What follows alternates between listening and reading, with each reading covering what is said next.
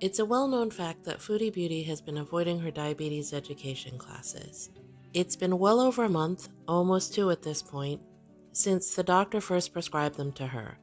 In this video, I wanted to explore what the standard of care for diabetes is in Kuwait, or the information that Foodie's avoiding by not going to these classes. See, diabetes is a global issue, and most countries have some sort of online resources for all patients about diabetes care. In the States, we've got the American Diabetes Association, and their information can be found at diabetes.org. Across the pond, you've got Diabetes UK. These are both really great resources, totally free, for patients and their families to learn more about diabetes.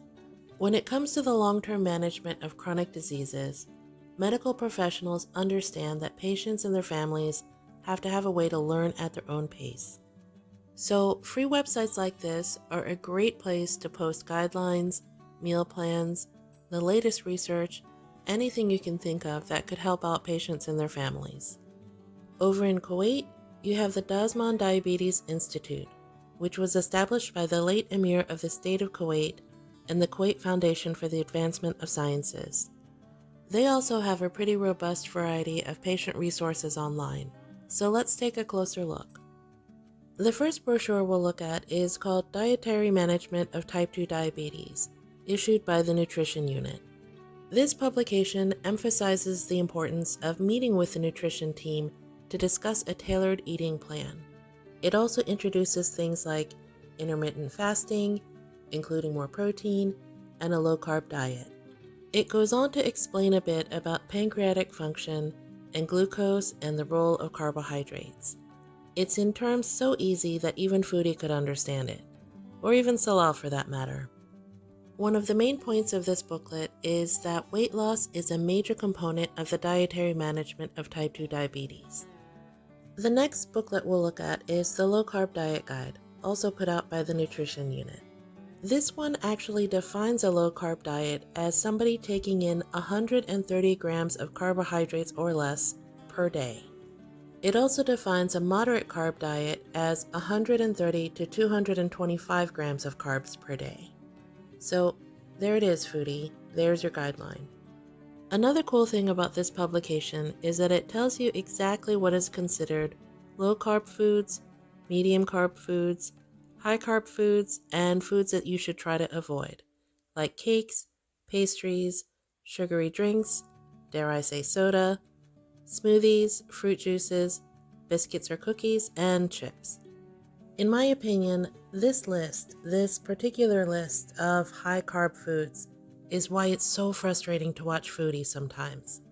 Everything she eats is pretty much directly harming her. And remember, we're just talking about type 2 diabetes here. She still has a ton of other comorbidities which require other dietary restrictions.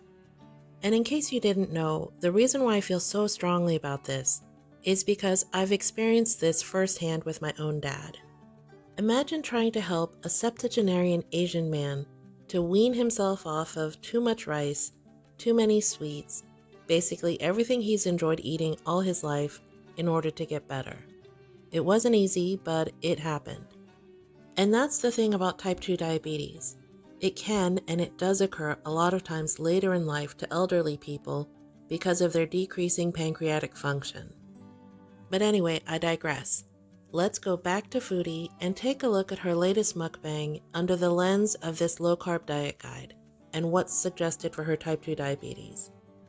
Over the past week or so, Foodie's had a fast food funeral, a sweets funeral, which was broken the next day, and now she's back to ordering pretty much whatever she wants. Let's take a look at the Indian fast food mukbang. And yeah, it's fast food. I lasted like 2 days and I ate donuts in between. Does it mean I'm gonna give up? No, but anyway, I'm gonna be traveling, so I'm probably gonna be eating fast food some of the time, probably most, I don't know, we'll see. Anyways, I have something today called chapatis. Oh my gosh, we got bonus chapatis.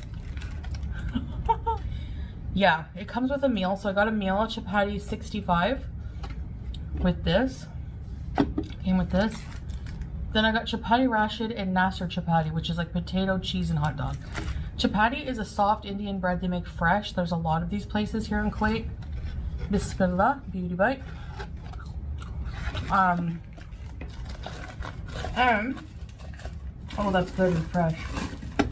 So yeah, there's these chapati places everywhere. They make fresh chapati bread. It's like a flaky Indian bread. It's so good. Chicken 65 is like I don't know how to explain it. It's like sweet, sour, a bit spicy. Has potato, cheese. My cat has the zoomies, so she might be freaking out.